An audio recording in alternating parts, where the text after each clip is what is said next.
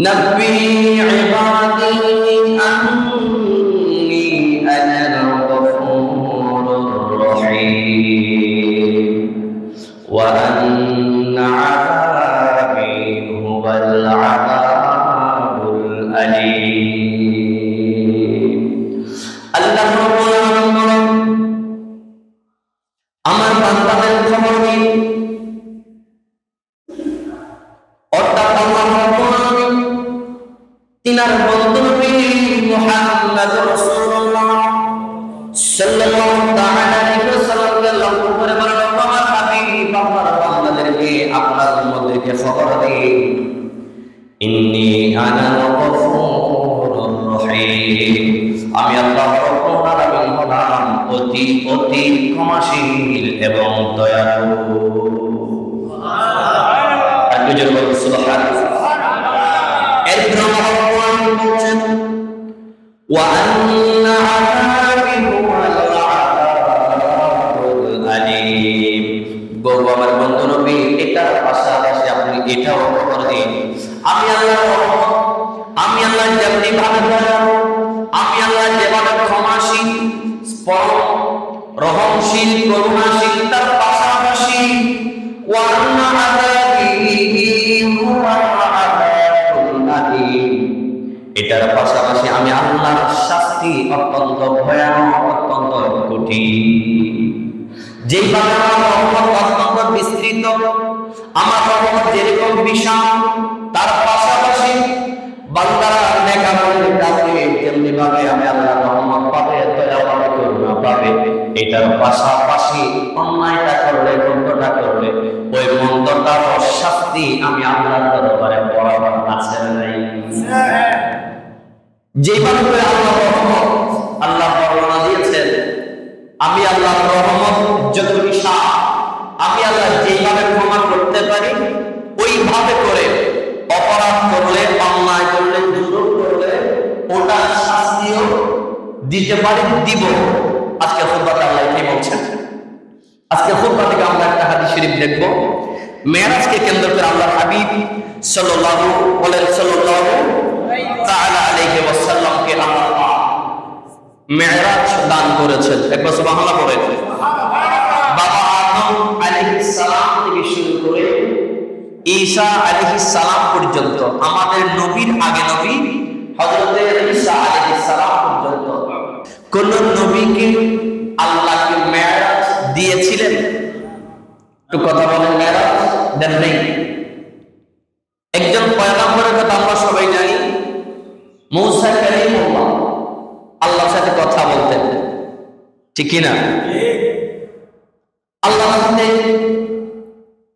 মুহাব্বতের আলাপ আল্লাহ আপনি আমাকে একটু দেখা দেন সুবহানাল্লাহ বলেন মধুর আলাপ আল্লাহ আমাকে আপনি একটু দেখা দেন আল্লাহ বলেন মুসা আমি আপনাকে দেখাতে আসছি যেই শারীরিক যোগ্যতা হিকমত প্রজ্ঞা আমি আল্লাহ আপনি মুসার ভিতরে দেওয়ার প্রয়োজন সেটা আমি আল্লাহ আপনি মুসার ভিতরে দেই এক কথায় বলতে চাই আল্লাহ রাব্বুল আলামিনের সাথে মুসা আলাইহিস সালাম বলেন আল্লাহ রব্বি আরনি আল্লাহ আপনি আমাকে দেখাবেন আল্লাহ বলেন মুসা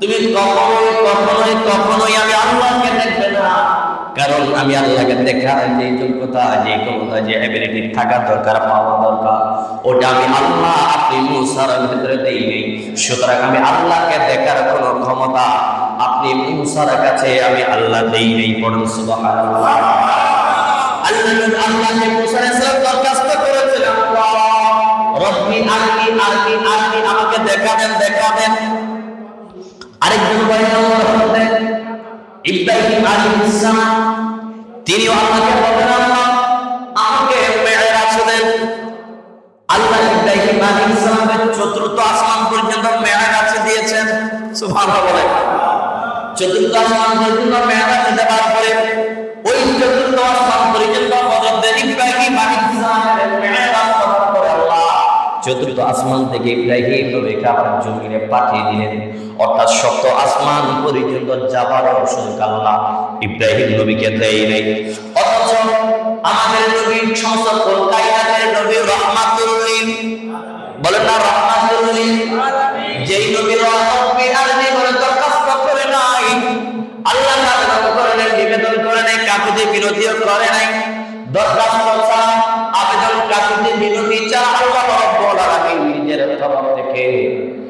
একজন মাত্র পয়গম্বরকে মেরাজের দাওয়াত দিয়েছেন, তিনি হলেন আমাদের আপনাদের প্রাণের নবী। ওয়া মা আরসালনাকা ইল্লা রাহমাতাল লিল আলামিন। বলুন সুবহানাল্লাহ। আমাদের নবী কোনো দরখাস্ত করেছিল নাকি? করে নাই দরখাস্ত। বিনা দরখাস্তে আমার আল্লাহ মেরাজ দিয়েছেন। মেরাজে যাওয়ার পরে জিবরাইল আলাইহিস সালাম সহ, এই হাদিস আজকের খুতবাতে বর্ণিত হয়েছে। আল্লাহ নবী বলেন ফাওয়াকাফান নবী সাল্লাল্লাহু তাআলা আলাইহি ওয়াসাল্লাম বাবা জাহান্নাম। হযরতে জিবরাইল আলাইহিস সালাম সহ আল্লাহর নবী জাহান্নামের দরজার মধ্যে উপস্থিত হলেন। কোন দরজা? জাহান্নামের। জান্নাত দেখলেন, জান্নাতের যা যা কিছু দেখা দরকার সবকিছু আল্লাহর নবী কপালের চোখে দেখেছেন। একবার সুবহানাল্লাহ বলেন না কেন? বাবা আদম আলাইহিস সালাম থেকে ঈসা আলাইহিস সালাম পর্যন্ত তৎকালীন যুগের কিতাবের যত সাক্ষী দিয়েছিলেন, না দেখে দিয়েছেন, বিশ্বাসের উপরে দিয়েছেন। ওয়াহদানিয়তের সাক্ষী দিয়েছেন না দেখে। কথা বলেন ঠিক কিনা? আল্লাহ সাক্ষী, ওয়াহদানিয়তের সাক্ষী, রিসালাতের সাক্ষী, নবীর রিসালাত।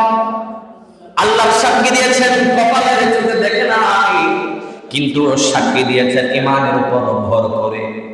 আর আমাদের নবী না দেখে নয়, আমাদের নবী সাক্ষী দিয়েছেন একেবারে কপালের চোখে দেখে দেখে আমার আল্লাহকে দেখছেন, আল্লাহর কুদরতকে দেখেছেন। এই সমস্ত কিছু দেখার পর আমার নবী সাক্ষী দিয়েছেন। বলো সুবহানাল্লাহ। সমস্ত নবীদের সাক্ষী ছিল অদেখা, আমাদের নবীর সাক্ষী ছিল দেখে দেখে সাক্ষী। আমরা আল্লাহকে সাক্ষী দেই না দেখে। আদম আলাইহিস সালাম আল্লাহর সাক্ষী দিয়েছিলেন না দেখে। আমরা দেখব কিয়ামত পর্যন্ত সাক্ষী দিব আল্লাহকে না দেখে। কিন্তু আমাদের নবী আল্লাহর সাক্ষী দিয়েছিলেন কপালের চোখে দেখে দেখে। সেই আল্লাহকে দেখার পরে জান্নাত দেখলেন, জাহান্নামের দরজার মধ্যে উপস্থিত হলেন জিবরাইল সহ। ফাওয়াকাফান নবী সাল্লাল্লাহু আলাইহি ওয়াসাল্লাম বাবা জাহান্নাম। জাহান্নামের দরজার মধ্যে জাহান্নামের দরজার নিকটবর্তী হলেন। জাহান্নামের এক নাম্বার দরজা, সবচেয়ে বড় দরজা, একজন ডিউটিরত ফেরেশতা আছে যার নাম মালিক ফেরেশতা। কি নাম? মালিক। জাহান্নামের সবচেয়ে বড় যে দরজা, সেই দরজা সবচেয়ে প্রধান যে ফেরেশতা, তার নাম হযরতে মালিক। কি নাম? মালিক। আল্লাহ নবী বলেন ওয়াকালা ইয়া মালিক রফা'i তাআলা মিনান নার। ও জাহান্নামের এক নাম্বার দরজার প্রধান খাদেম মালিক, আপনি জাহান্নামের দরজাটাকে একটু খুলে দেন। মিনান নার, আপনি জাহান্নামের দরজাটা খুলে দেন। হাত্তা উশাহিদাহা ওয়া আনজুর ইলা আহলিহা মিন নিসাইহা ওয়া রিজালিহা। আমি রাসূলুল্লাহ কপালের চোখে জাহান্নামকে দেখতে চাই। এই জাহান্নামের মধ্যে আমার কোন কোন উম্মতের নারীরা আছেন, ওয়া রিজালিহা, এই জাহান্নামের মধ্যে আমার উম্মতের মধ্যে কোন কোন পুরুষ উম্মত আছে, আমার উম্মতের মধ্যে কোন নারী পুরুষ দিয়ে আল্লাহ জাহান্নামকে ভর্তি করেছেন, এটা আমি রাসূলুল্লাহ কপালের চোখে দেখতে চাই। তুমি জাহান্নামকে খুলে দাও। এই কথা বলার পরে ফারাফা মালিকুত তাবাকিল আ, হযরত মালিক ফেরেশতা জাহান্নামের দরজা খুলে দিলেন। খুলে দেবার পরে ফাইদা হিয়া সাউদাতুন যালমাউ যারামুহা ইলা দারকাতি সাবঈল আরদিন। আল্লাহ নবী দেখতে পেলেন জাহান্নামটা বড় অত্যন্ত ভয়ানক অন্ধকার। ওখানে অন্ধকারের জন্য জাহান্নামের ভেতরে কিছুই দেখা যাচ্ছে না, তো অন্ধকার অন্ধকার অন্ধকার ছাড়া সেখানে কিছুই দেখা যাচ্ছে না। যেটা জমিনে আমরা জানি সপ্ত আসমান, সপ্ত জমিন বলে আমরা জানি। আমরা জানি 7 আসমান 7 জমিন, এরকম জানি না? 7টা আসমান আছে, সাতটা জমিনও আছে। এটা সাক্ষী দিচ্ছে রাসূল মেরাজের রজনীতে। আমি রাসূলুল্লাহ জাহান্নামকে দেখলাম, ওই জাহান্নামকে এত অন্ধকার মধ্যে দেখলাম, সাতটা জমিনের নিচে আগুনকে আল্লাহ এমন ভাবে প্রজ্বলিত করছেন, জ্বালিয়েছেন। সাত জমিনের নিচে আগুনকে জ্বালায়, ওই আগুনের স্ফুলিঙ্গ উঠতে উঠতে এত বেশি উঠেছে, ওয়াশারারুহা তায়িরুন ইলাল আরশিল মাকিন। সপ্ত জমিনের নিচে যে আগুন আমার আল্লাহ জাহান্নামের মধ্যে জ্বালাইলেন, ওই জাহান্নামের স্ফুলিঙ্গ উঠতে উঠতে আল্লাহর আরশ আজিম পর্যন্ত উঠে গেছে। সুবহানাল্লাহ। আগুন কোথায়? জাহান্নাম সপ্ত জমিনের একেবারে সর্বশেষ নিচে। আর আগুনের স্ফুলিঙ্গ যেটা, আগুনের মাথা যেটা, সেটা কোথায়? আরশ আজিমে কোথায়? এটা হাদিসের কথা। আগুন জ্বালিয়েছেন সপ্ত জমিনের একেবারে 7 নম্বর জমিন যেটা, সেটার একেবারে সর্বশেষ নিচে আগুন জ্বালালেন। আর সেই আগুনকে আল্লাহ তাআলা পাওয়ারফুল ভাবে জ্বালিয়েছেন, ওটার স্ফুলিঙ্গ উঠতে উঠতে আরশ আজিম পর্যন্ত ছড়িয়ে গেছে। এই অবস্থা দেখার পরে ফাবাকান নবী সাল্লাল্লাহু আলাইহি ওয়াসাল্লাম, আল্লাহ নবী দুই চোখের পানি করে ছেড়ে দিয়ে কান্না করলেন।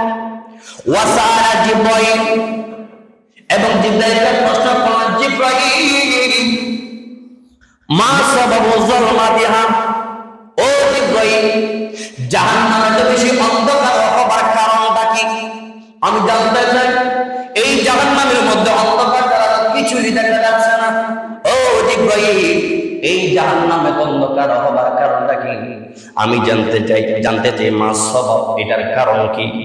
ফাকালা ইয়া মুহাম্মদ সাল্লাল্লাহু আলাইহি ওয়াসাল্লাম, জিবরাইল বলে, ইয়া রাসূলুল্লাহ ইন্না জাহান্নামা মাখলুকাতুন মিন গাদাবিল্লাহ। ইয়া রাসূলুল্লাহ, আপনি জেনে রাখেন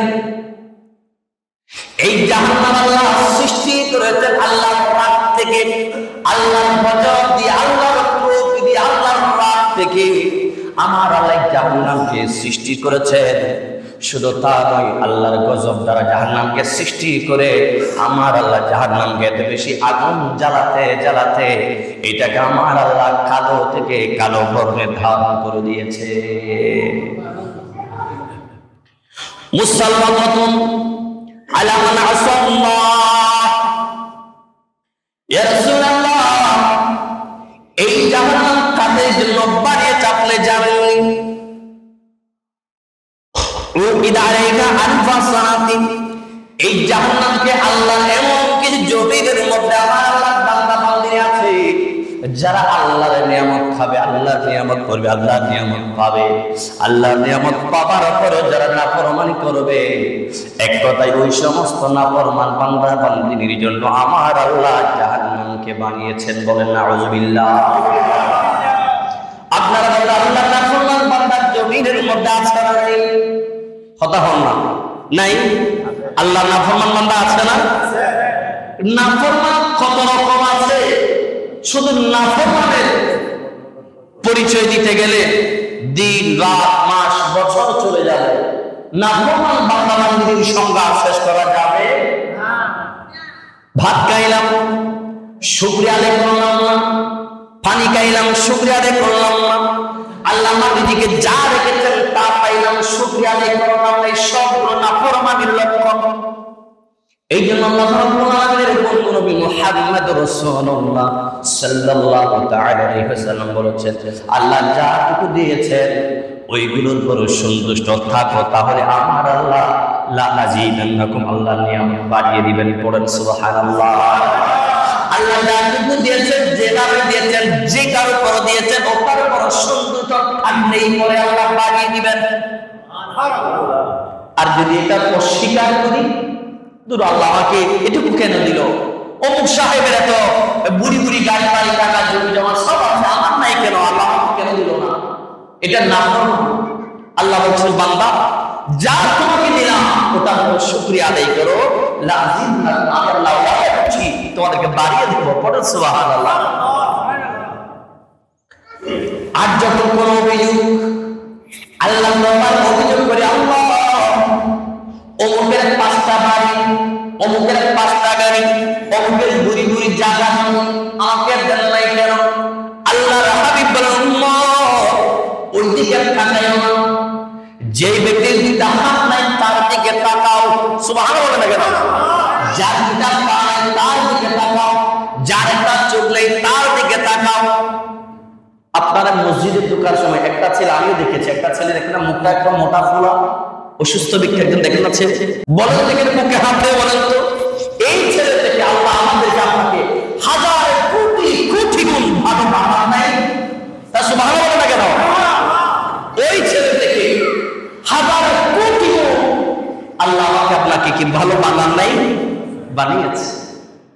তাহলে এটার শুকরিয়া আদায় আমরা কি করি?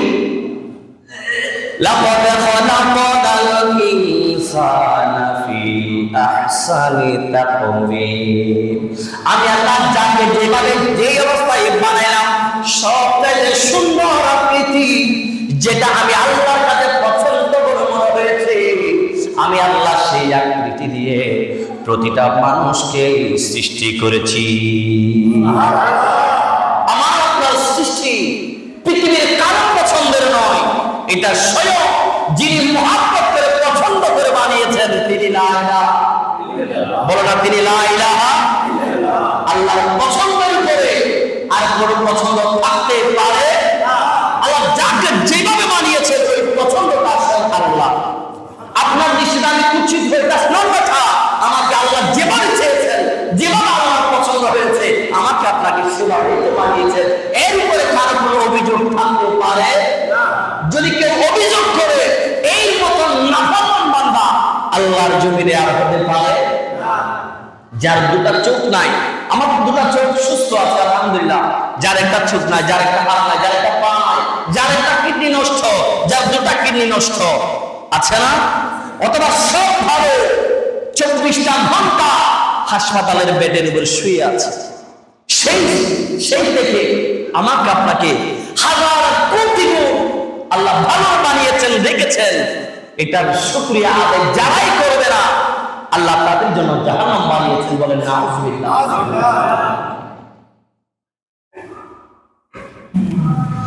এরপর আল্লাহ নবী বললেন, জিবরাইল আলাইহিস সালাম বললেন, উকিদা আলাইকা আলফাস সানাতিন হাত্তা বিয়াদ্দাত। আল্লাহ জাহান্নামকে বানানোর পরে হাজার হাজার বছর জাহান্নামকে জ্বালিয়েছেন, জ্বালানোর পরে আবিয়াদ্দাত, এটা সাদা বর্ণ হয়েছে। আগুনের কালার লাল না, লাল থেকে হাজার হাজার হাজার বছর জাহান্নামকে জ্বালাতে জ্বালাতে জ্বালাতে আল্লাহ এটাকে সাদা করে ফেলেছেন। সুম্মা, এরপরে উকিদারেকা আলওয়াসানাতিন হাত্তা মামাত, সাদা বর্ণ হয়ে যাওয়ার পরে আমরা হাজার হাজার বছর আরো জ্বালিয়েছেন। জ্বালানোর পরে সাদা ওই জাহান্নামের আগুনটাকে সাদা থেকে লাল বর্ণ বানিয়েছেন। লাল বর্ণ বানানোর পরে সুম্মা উকিদা আলাইহা আলওয়াসানাতিন হাত্তা আসওয়াদাত, এই হাজার হাজার বছর জ্বালানোর পরে জাহান্নামের লাল বর্ণ থেকে আসওয়াদাত কালো বর্ণ বানিয়েছেন, কালো বানিয়ে ফেলেছেন। ফাজালা তানওয়ারুহা ওয়া কাসুরা সাওয়াদুহা, এরপরে এই কালার এক কালার থেকে আরেক কালারে পরিবর্তন করতে করতে করতে সর্বশেষ কালো রং ধারণ করলেন। কালো রং ধারণ করার পরে আনওয়ারুহা ওয়া কাসরা সাওয়াদুহা, এইটা গালটা কৃষ্ণ বর্ণে পরিবর্তন করে দিয়েছেন। কালো থেকে আরেকটা রঙে আল্লাহ জাহান্নামের আগুনকে পরিবর্তন করে দিয়েছেন। করার পরে হাত্তা আন্না আহলাহা লা ইয়ানজুরু বা'দুহুম ইলা বা'দিন ওয়া ইন্না লাহা সাবআতা আবওয়াব, এই এক কালার থেকে আরেক কালার পরিণত হওয়ার কারণে জাহান্নামে আল্লাহ যাদেরকে রাখবেন, ওই কালারগুলো পরিবর্তন হবার কারণে একজন জাহান্নামী আরেকজন জাহান্নামীকে কাছ থেকেও দেখতে পারবে না। এতটাই পরিবর্তন করে দিয়েছে। এক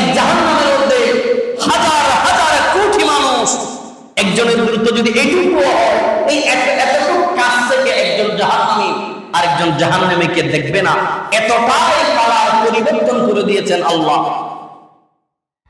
এরপর আমার নবী বলছেন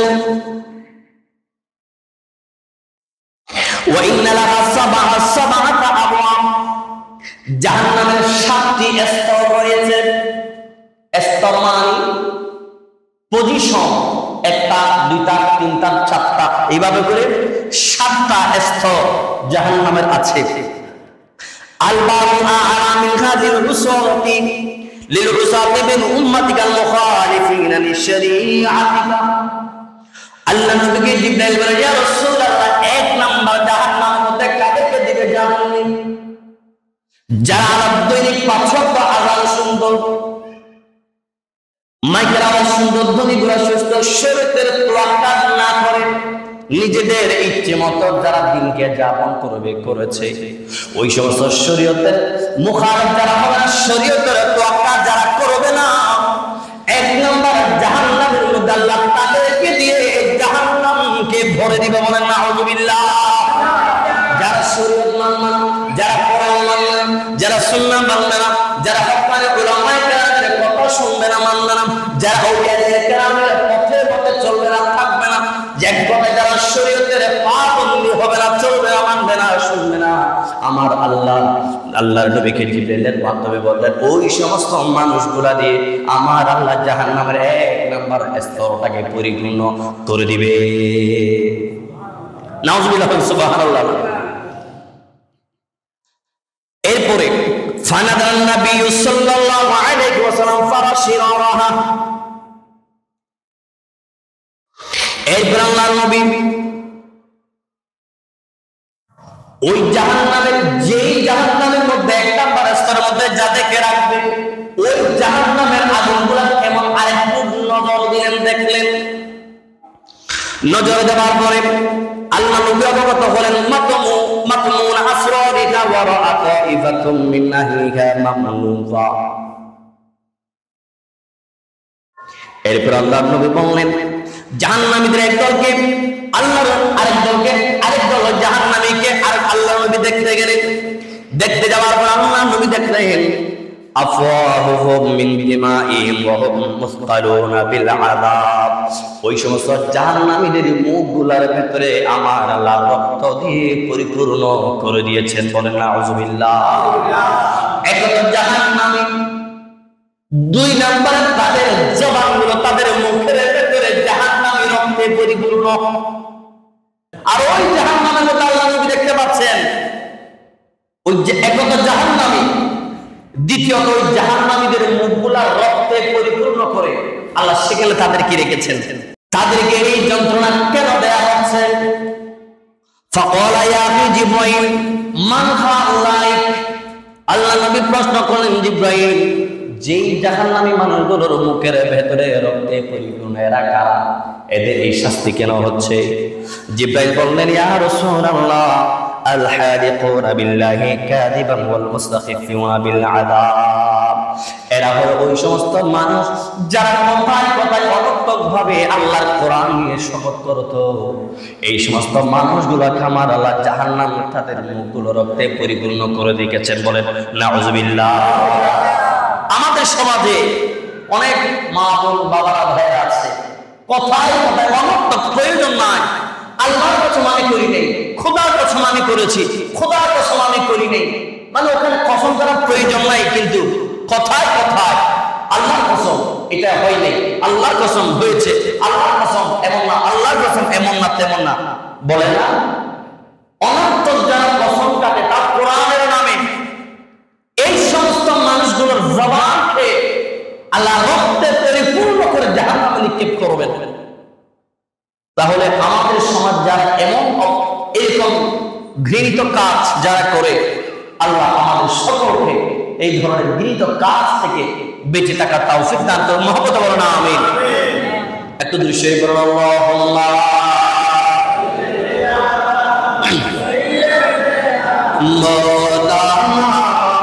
মুহাম্মদ ওয়া আলা আলি সাইয়্যিদিনা মাওলানা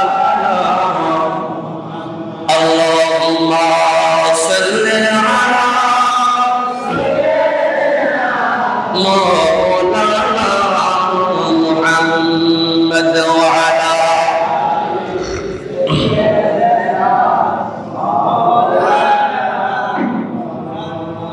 তাহলে এই খাসিয়ত যদি আমাদের মধ্যে থাকে ইনশাআল্লাহ আজ থেকে মনে মনে প্রতিজ্ঞা করে আমরা বিনা কারণে অকারণে অনর্থক কোরআন ধরে মানুষের নাম মাজার নাম অলির নাম আবু তাহলে সব কিছু ধরে খামাকা কসম করব বলে কসম করব একটা জায়গায় কসম করতে পারেন শুধু ওয়াল্লাহি বিল্লাহি তাআলাহি তাও প্রয়োজন সাপেক্ষে আপনি সত্যের উপরে অটল আছেন এই কথাটা কেউ বিশ্বাসই করছে না মানতেই চাইছে না সেখানে শুধুমাত্র একবার আপনি আল্লাহর কসম আমি এই সত্য কাজটা আমি করেছি আমি এইটুকুর মধ্যে আছি আমি মিথ্যার মধ্যে নাই এই তার জন্য শুধু ওয়াল্লাহি বিল্লাহি তাআলাহি এই তিনটা শব্দ আল্লাহি বিল্লাহি তাআলাহি এই তিনটা শব্দ অথবা এগুলো যদি না বলেন আল্লাহর কসম আমি এইটা করি নাই অথবা করেছি যা হয়েছে আল্লাহর কসম এটা আমার করা হয়েছে অথবা হয়নি বাস এইটুকু আর কোনো কিছুর নামে আল্লাহ রাসূলের শপথ কোরআনের শপথ মাজারের শপথ ওলির শপথ সৈন্যবৃত্তির শপথ গোটা পৃথিবীর শপথ করা যাবে না করা যাবে না করব না ইনশাআল্লাহ আল্লাহ আমাদেরকে এই ধরনের কাজ থেকে হেফাজত করুক আমিন বলেন আরেকটা জাহান্নামের দিকে আল্লাহ নবী নজর দিলেন সেখানে দেখলেন কিছু মানুষকে আল্লাহ শাস্তি দিচ্ছেন আল্লাহ নবী জিজ্ঞেস করেন ক্বালা হাউলাই আকালুনা রিবা তামান ফি জামইল মাল জিবরাইল এরা কারা এদেরকে জাহান্নামের শাস্তি কেন দেয়া হচ্ছে তা আল্লাহ নবীকে জিবরাইল বলেন ইয়া রাসূলুল্লাহ এরা আপনার উম্মতের ওই সমস্ত মানুষ তাদেরকে জাহান্নামের পিঞ্জিরা জাহান্নামের জেলখানা বানিয়ে আগুন প্রজ্বলিত জেলখানা বানিয়ে তাদেরকে সেখানে আবদ্ধ করে রেখেছে জিবরাইল এরা কারা ইয়া রাসূলুল্লাহ এরা আপনার উম্মতের ওই সমস্ত মানুষ যারা সম্পদ বাড়ানোর জন্য সুদের উপর সুদ খাইত নাউযুবিল্লাহ বলেন না কেন 1 টাকাকে 2 টাকা করত 5 কে 10 করত 10 কে 20 করতে যেয়ে গোপনে প্রকাশ্যে ইচ্ছায় অনিচ্ছায় যারা সুদ খাইত এই সুদখোরকে আল্লাহ এই জাহান্নামের আগুনের পিঞ্জিরা বানিয়ে তাদেরকে সেখানে আল্লাহ আবদ্ধ করে জাহান্নাম দিয়ে জ্বালাচ্ছেন বলেন নাউযুবিল্লাহ এরকম কিছু কিছু সাধু সন্ন্যাসী সুদ ব্যবসায়ী আমাদের সমাজে আছে না নাই আল্লাহ এই সমস্ত সুদখোর থেকে আল্লাহ আমাদের সমাজকে আমাদের এলাকাকে মুসলিম মিল্লাতকে আল্লাহ হেফাজত দান করুন আমিন গোপনে সুদের কথা বলে তো লাভ নাই প্রকাশ্যে যে সুদ আমাদের সমাজে এলাকায় পাড়ায় মহল্লায় দেশে ছড়িয়ে ছিটিয়ে গেছে সেটার বিরুদ্ধে তো বলার দরকার আছে না নাই গোপন একজন কাছে এটা শাস্তি তো আছে কিন্তু যারা প্রকাশ্যে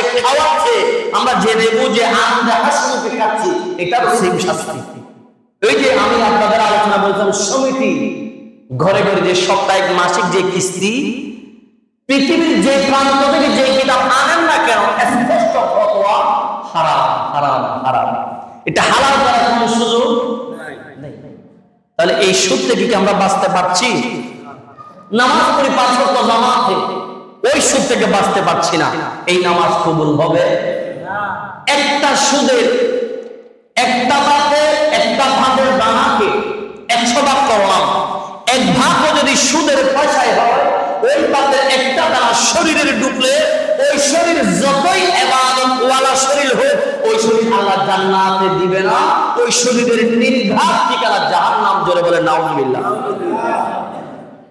তাহলে এই সুদ থেকে বাঁচার দরকার আছে না নাই সমাজকে যদি সুদ মুক্ত জাহান্নাম মুক্ত করতে চাই এই কিস্তিনে আমার সুদের কেন্দ্রবিন্দু আমাদের সমাজ থেকে দূর করার দরকার আছে না নাই আমি আপনাদেরকে মাঝে একটা পরামর্শমূলক কথা বলেছিলাম আজকে আবার বলছি যে সমস্ত যুবক ভাইরা আছেন একটা সামাজিক কল্যাণমূলক আল্লাহ নবী সংগঠন করেছেন হিলফুল ফুজুল সংগঠন আল্লাহ রাসূল করেছেন শিখিয়ে দিয়েছেন আল্লাহ রাসূল সংগঠন করা মানে নিজের জন্য না মুসলিম উম্মার কল্যাণের জন্য সেই একটা সংগঠন আপনারা করেন যেটা থেকে সমাজের পরিবারের গরিব দুঃখী অসহায় মেহনতি যার মুখে হাসি নাই তার মুখে হাসি ফুটবে এমন একটা সংগঠন করেন মাসিক একটা ফি দিয়ে একটা সংগঠন আপনারা করেন।